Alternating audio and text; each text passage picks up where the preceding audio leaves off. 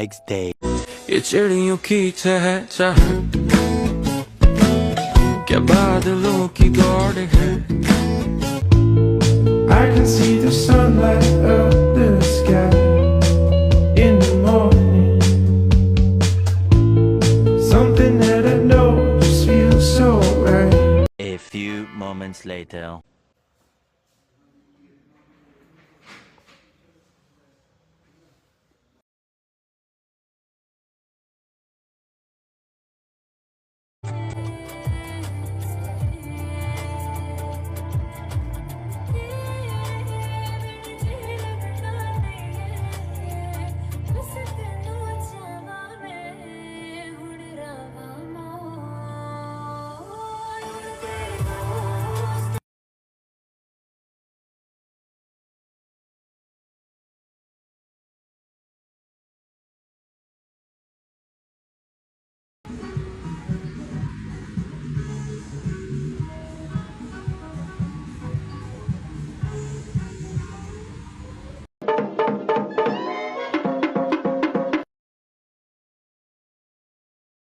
Two hours later.